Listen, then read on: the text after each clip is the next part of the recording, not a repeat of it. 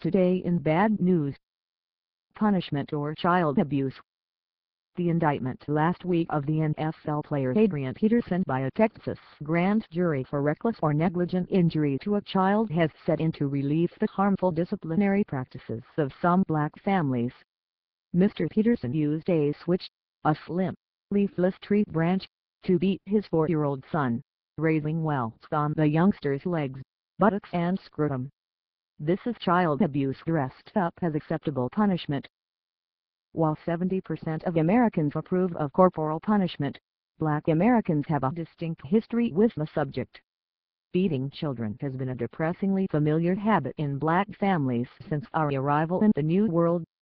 As the black psychiatrists William H. Greer and Price M. Cobbs wrote in Black Rage, their 1968 examination of psychological black life, beating in child rearing actually has its psychological roots in slavery, and even yet black parents will feel that, just as they have suffered beatings as children, so it is right that their children be so treated. The lash of a plantation overseer fell heavily on children to whip them into a fear of white authority. Terror in the field often gave way to parents beating black children in the shack, or at times in the presence of the slave owner in forced cooperation to break the rebellious child's spirit. Black parents beat their children to keep them from misbehaving in the eyes of whites who had the power to send black youth to their deaths for the slightest offense. Today, many black parents fear that a loose tongue or flash of temper could get their child killed by a trigger-happy cope. They would rather beat their offspring than bury them.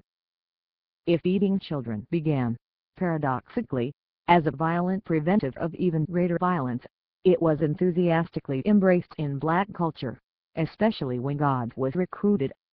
As an ordained Baptist minister with a doctorate in religion, I have heard all sorts of religious excuses for whippings. And I have borne the physical and psychic scars of beatings myself. I can't forget the feeling, as a 16-year-old, of my body being lifted from the floor in my father's muscular grip as he cocked back his fist to hammer me until my mother's cry called him off. I loved my father, but his aggressive brand of reproof left in me a trail of uncried tears. Like many biblical literalists, lots of black believers are fond of quoting scriptures to justify corporal punishment, particularly the verse in Proverbs 13:24 that says, "He who spares the rod hates his son, but he who loves him is careful to discipline him."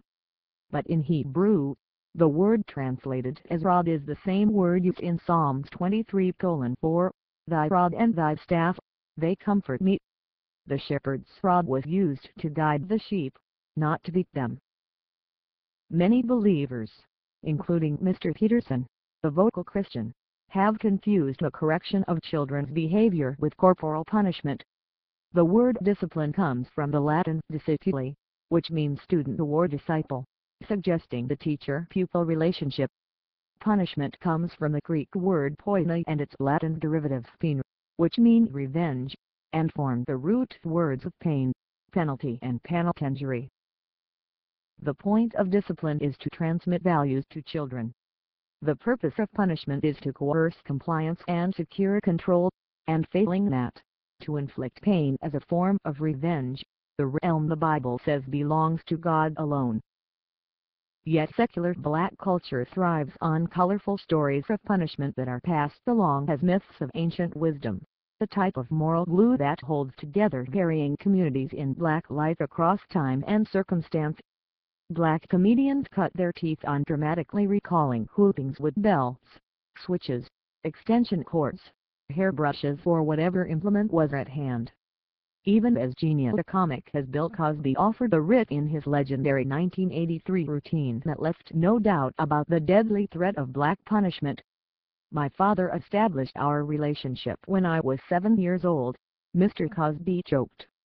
"He looked at me and says, 'You know, I brought you in this world, I'll take you out. And it don't make no difference to me, 'cause I'll make another one look just like you.'" The humor is blunted when we recall that Marvin Gaye's life ended violently in 1984 at the hands of his father, the minister who brutalized him mercilessly as a child before shooting him to death in a chilling echo of Mr. Cosby's words. Perhaps comedians make us laugh to keep us from crying, but no humor can mask the suffering that studies say our children endure when they are beaten. Feelings of sadness and worthlessness, difficulties sleeping, suicidal thoughts, bouts of anxiety, outbursts of aggression, diminished concentration, intense dislike of authority, frayed relations with peers, and negative high-risk behavior. Equally tragic is that those who are beaten become beaters too. And many black folks are reluctant to seek therapy for their troubles because they may be seen as spiritually or mentally weak. The pathology of beating festers in the psychic wounds of black people that often go untreated in silence. Adrian Peterson's brutal behavior toward his 4-year-old son is, in truth, the violent amplification of the belief of many blacks that beatings made them better people, a sad and bleak justification for the continuation of the practice in younger generations. After Mr. Peterson's indictment, the comedian V.L. Huey tweeted, "A father's belt hurts a lot less than a cope's bullet." He is right, of course, but only in a forensic, not a moral or psychological sense. What hurts far less than either is the loving correction of our children's misbehavior so they become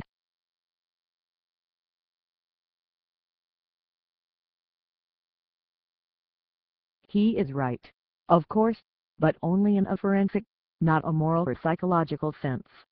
What hurts far less than either is the loving correction of our children's misbehavior so they become healthy adults who speak against violence wherever they find it. In the barrel of a policeman's gun, the fist of the lover or the switch of a misguided parent.